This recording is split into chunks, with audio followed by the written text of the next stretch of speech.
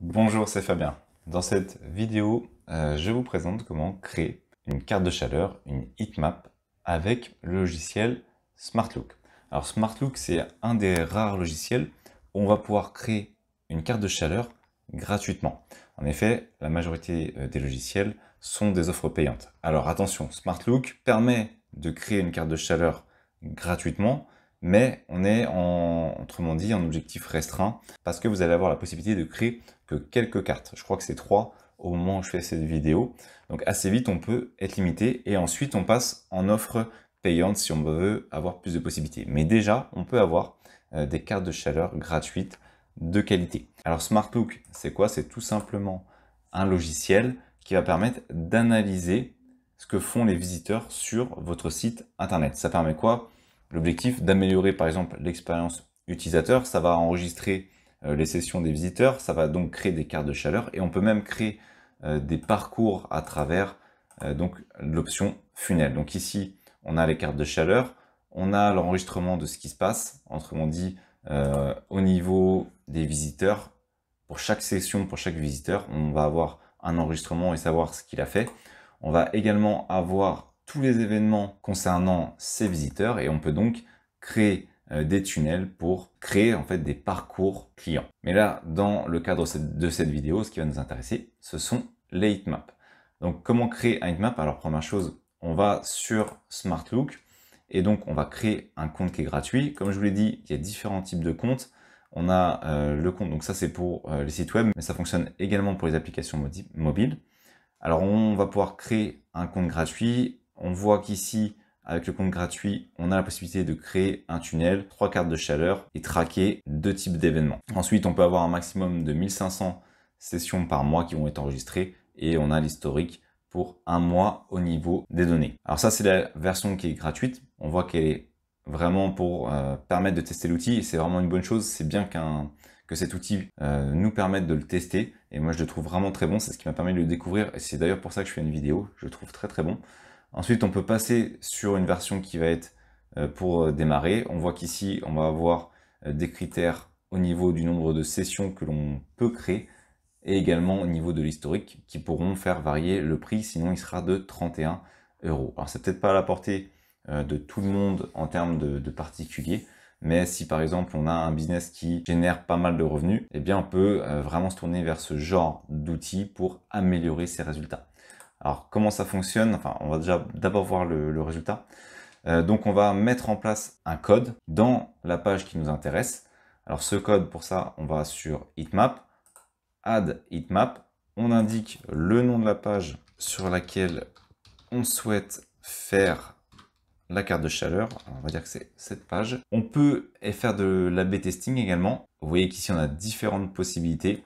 On va faire quelque chose de très simple. On a la possibilité également de modifier les données, mais sachant que nous on va être limité sur la version gratuite à 1500 vues. Je vais rester, d'ailleurs c'est marqué ici, sinon il faut passer à la version supérieure. On va laisser par défaut les différents paramètres.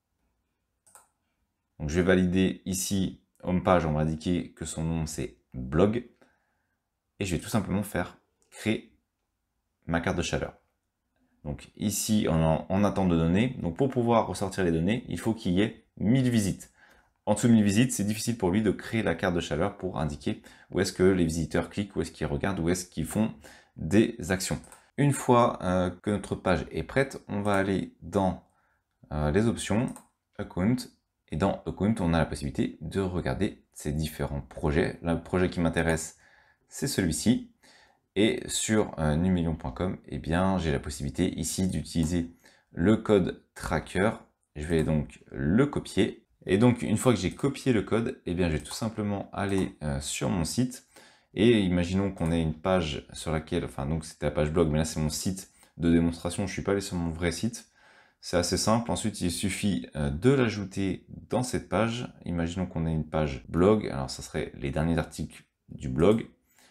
On va sur cette page et l'objectif, c'est donc de coller le code dans cette dernière. Donc, selon le thème que vous utilisez, c'est plus ou moins facile de le faire. Mais dans tous les cas, l'objectif, ça va être de coller le code. Alors, sinon, vous pouvez le coller sur l'ensemble du site et il va enregistrer un petit peu comme lorsqu'on colle le code de Google Analytics, donc vous pouvez le mettre dans l'entête.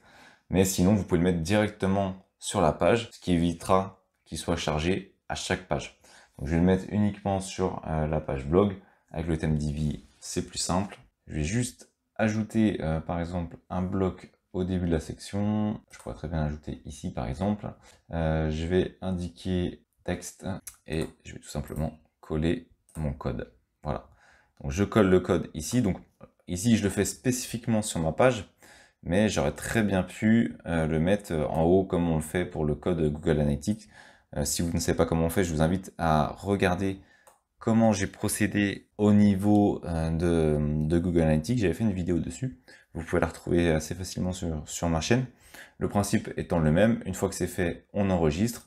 Et une fois que c'est enregistré, on va attendre qu'il y ait 1000 visites sur la page. Lorsqu'on a reçu 1000 visites sur la page, on reçoit un email sous cette forme avec le lien permettant donc de regarder la carte de chaleur.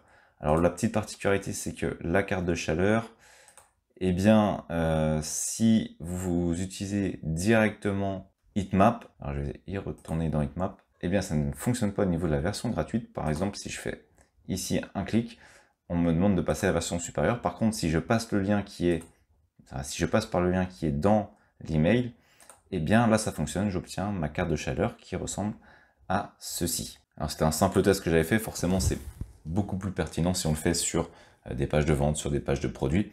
Ici en l'occurrence c'est la version gratuite, donc je suis limité à quelques pages, mais si vous utilisez une version payante, eh bien vous pouvez l'utiliser sur de nombreuses pages. Et vous avez la possibilité également d'étudier les différents mouvements, les différents scrolls qu'il y a eu. Ici on peut voir que ce sont les clics. Après ici on a les mouvements. On peut voir les mouvements au niveau de la page. On a également le scroll pour voir où est-ce qu'ils ont scrollé au niveau des visiteurs. Et comme on peut le voir avec le scroll, plus je descends, plus j'ai le pourcentage qui ont quitté la page, par exemple, à partir de ce point.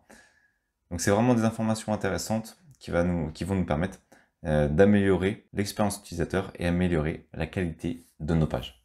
On a les visiteurs qui sont revenus, les visiteurs qui viennent pour la première fois, donc on peut voir le type de réaction en fonction. On peut voir également en fonction de l'ordinateur, en fonction tablette, smartphone.